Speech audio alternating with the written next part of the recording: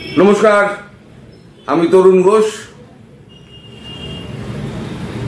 ঝড় বলুন, ঝঞ্ঝা বলুন, তুফান বলুন, টর্নেডো বলুন, যেভাবেই ব্যাখ্যা করুন, খুব শীঘ্রই পাকিস্তানের বুকে সেটা আছড়ে পড়তে চলেছে এবং তার প্রভাব একই সঙ্গে বাংলাদেশের উপরেও পড়বে। আজ প্রধানমন্ত্রী জাতির উদ্দেশ্যে তার ভাষণ দিয়ে দিয়েছেন মন কি বাতে। সেই রেকর্ডটা আমার কাছে এখন এসে পৌঁছয়নি, নইলে আমি দিয়ে দিতাম। মন কি বাতে তিনি পরিষ্কার বলে দিয়েছেন এই পেহেলগাঁও হত্যাকাণ্ড যেটা হয়েছে সেটা সম্পূর্ণ পরিকল্পিত, পাকিস্তানের পেছনে জড়িত এবং এখানে টার্গেট কিলিং হয়েছে। যেভাবে হিন্দুদের মারা হয়েছে বেছে বেছে, তাতে বোঝা যাচ্ছে যে এইটাকে একেবারে সুনির্দিষ্টভাবে কোনো এজেন্সি, তিনি নাম করেননি, কোনো এজেন্সি এটাকে করে দিয়েছিল, এই পরিকল্পনার ছকে দিয়েছিল। তার এক্সিকিউশন এসে পেহেলগাঁওতে হয়েছে। তিনি আশ্বস্ত করেছেন সারা বিশ্ব ভারতবর্ষের সঙ্গে দাঁড়িয়ে আছে এবং তিনি এও আশ্বস্ত করেছেন প্রত্যেকের ফ্যামিলিকে সমবেদনা জানিয়ে যে তাদের যারা হারিয়েছেন তাদের আত্মা শান্তি পাবেন। এবং এটা নির্দিষ্ট করে উনি বলেননি, কিন্তু তার কথার আঁচে এটা বোঝা গেছে যে 13 দিনে যে কাজটা হয়, তেরোয়া যাকে বলে, তার আগেই হবে। এবং যে সমস্ত পাকিস্তানি এবং যে সমস্ত জঙ্গি যারা এই কাণ্ডের সঙ্গে লুকিয়েছিল, তারা যেখানে থাকুক, পৃথিবীর যে বুকে লুকিয়ে থাকুক, মাটির নিচে থাকলেও তাকে খুঁজে বার করে তাকে মারা হবে। ইতিমধ্যে এই মুহূর্তে এখন বাজে 10:15 রাতে, যখন রেকর্ডটা আমি করছি, এই কিছুক্ষণ আগে জাতির উদ্দেশ্যে ভাষণটা শেষ হলো। এখন প্রতিরক্ষা মন্ত্রী রাজনাথ সিং এর সঙ্গে এখন বৈঠক হচ্ছে আমাদের সিডিএস অনিল চৌহানের। এরই পাশাপাশি প্রধানমন্ত্রী যখন বক্তৃতা দিচ্ছেন, তখন ডক্টর জয়শঙ্কর বিদেশমন্ত্রী এবং এনএসএ অজিত দোভাল চলে গিয়েছেন প্রেসিডেন্ট মুর্মুর কাছে, তার সঙ্গে কথাবার্তা বলছেন। সবাই কিন্তু ব্যস্ত। সিডিএস কথা বলছেন রাজনাথ সিং এর সঙ্গে। 3 সেনাকর্তা, নৌবাহিনী, বিমান বাহিনী এবং আর্মি, 3 জনে আলাদা মিটিং করছেন সাউথ ব্লকে অমিত শাহের সঙ্গে। এদিকে ফোর্স ডিপ্লয়মেন্ট হয়ে গেছে, মিসাইল সমস্ত লাগানো হয়ে গেছে। আমাদের যে বিক্রান্ত এবং সুরতের ডেস্ট্রয়ার, সুরত, 2 রকমের শিপ হয়, যুদ্ধজাহাজ। একটা হচ্ছে নিজের সীমা যে রক্ষা করে, সেটা সাধারণ যুদ্ধজাহাজ। আর যারা শত্রু ঘাঁটিতে পৌঁছে গিয়ে যারা হামলা করে, সেটা হচ্ছে ডেস্ট্রয়ার। এই ডেস্ট্রয়ার হচ্ছে সুরত। বিক্রান্ত এবং ডেস্ট্রয়ার দুটো থেকেই মিসাইল ফায়ার করা হয়েছে এবং মিসাইল একেবারে 100% টার্গেটে গিয়ে লেগেছে। মানে জাহাজ ধ্বংস করার যে মিসাইল, তারই সঙ্গে রাফেল এখন উঠতে শুরু করে দিয়েছে। পুরো একেবারে আম্বালা স্টেশন একেবারে ফাঁকা করে 36টা রাফেল ঘুরছে ভারতবর্ষের বুকে বিভিন্ন সীমান্ত এরিয়ায়। এবং বাংলাদেশ সীমান্তের চারদিকে যখন কাছাকাছি যখন ঘুরে বেড়াচ্ছে, তখন বোঝা যাচ্ছে বাংলাদেশও কিন্তু এর থেকে রেহাই পাবে না। আমার মনে হয় বাংলাদেশের বুকেও ঝড়ের কিছুটা আঁচ বাংলাদেশ পেতে পারে, যেটা আমি এর আগের ভিডিওতে করেছি। এই ভিডিও বাড়াবো না, খুব ছোট ভিডিও করব।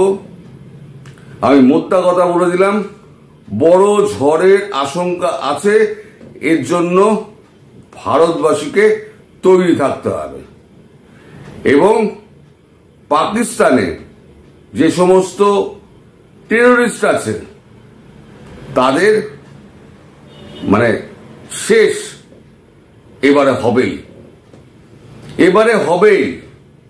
শেহবাজ শরীফ যতই বলুক যে আমরা ইন্টারন্যাশনাল প্রোব করাবো, নিরপেক্ষ প্রোব করাবো, এই চূড়ন ভারতবর্ষ বহুবার খেয়েছে। এবার আর এই চূড়ন চলবে না। এবার মোদিজির নাম করে যা মোদিজিকে বল, মোদিজির নাম করে যে কিলিং গুলো হয়েছে তার মানে ডাইরেক্ট মোদিজিকে অ্যাটাক করা হয়েছে। ভারতবর্ষের মতো শক্তিশালী রাষ্ট্রের প্রধানমন্ত্রীকে নাম করে অ্যাটাক করা হয়েছে। এর জবাব তো ভারতবর্ষ দেবে। এবং চীনকে পরিষ্কার বলে দেওয়া হয়েছে তুমি পেছন দিক দিয়ে তুমি কোনো মদত করবে না, কারণ ভারতের কাছে খবর আছে চীন 100টা মিসাইল পাঠিয়েছে পাকিস্তানকে। চীন আসলে পাকিস্তানকে উস্কাচ্ছে, তুমি করো। চীন খুব ভালো করে জানে 100টা মিসাইল দিয়ে কিছু হবে না। আমাদের কাছে 5000 মিসাইল আছে, 5-10 রকমের মিসাইল আছে। মিসাইল যখন ছাড়বে তো হুড়ুর করে ছাড়বে। এদিকে একটা কাণ্ড হয়েছে, সেটা হচ্ছে পাকিস্তানের মধ্যে যে সেনাবাহিনী আছে, একটা হচ্ছে সেনাবাহিনী যেটা, আর একটা হচ্ছে ISI। সেনাবাহিনীর যে সেনাকর্তা আসিম মুনির, তিনি যেমন সেনাবাহিনীর কর্তা, তেমনি আসিফ একজন কি আছে, সে হচ্ছে ISI এর ডিজি। ISI এর ডিজি এবং সেনাবাহিনীর যিনি কর্তা আসিম মুনির, দুজনের কিন্তু পদ প্রায় একই, দুজনের ক্ষমতা সমান, এবং কিছু কিছু জায়গায় ISI এর ক্ষমতা অনেক বেশি। এবার সেনাবাহিনীর মধ্যে এই লেফটেন্যান্ট জেনারেল, ব্রিগেডিয়ার যারা রয়েছে, তারা এবার বলছে তোমরা দুজনে মিলে ছক করে যে জিনিসটা করেছো তার মাসুল কি আমরা দেব? পুরো লাহোর আর করাচি এয়ারপোর্ট থেকে শুধু মানে প্লেন আসছে, মানে আপনার প্রাইভেট জেট, ভাড়া করা প্রাইভেট জেট আসছে আর ফ্যামিলিদের পাঠিয়ে দিচ্ছে। 3 জন লেফটেন্যান্ট জেনারেল তারা পাকিস্তান ছেড়ে চলে গেছে। 2 জন মন্ত্রী পাকিস্তানের, তারা পাকিস্তান ফ্যামিলি নিয়ে পাকিস্তান ছেড়ে পালিয়ে গেছে।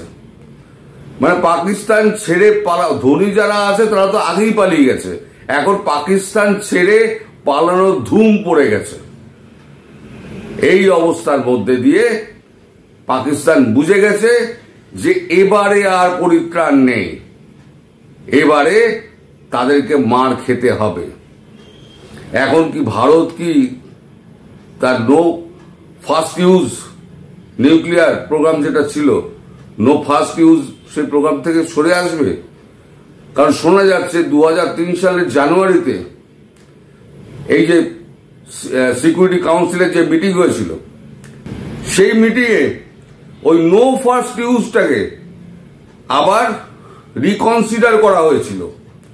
রিকনসিডার করে এটা লেখা হয়েছিল যে টেকনোলজিক্যাল ওয়ার এবং অন্য কোন ধরনের যদি আক্রমণ সেনাবাহিনী বা ভারতের ওপরে করা হয়, তাহলে ভারত এই প্রথম মানে মারবো না, নো ফার্স্ট ইউজ যে নীতি আছে সেই নীতি থেকে সরে আসবে।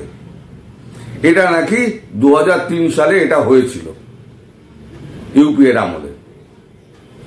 তাহলে সেইটাকে এখন ছেড়ে পুছো বার করা হয়েছে যে হ্যাঁ এরকম একটা নীতি রয়েছে, ফলে সেই নীতিরও হয়তো সাহায্য নেওয়া হতে পারে।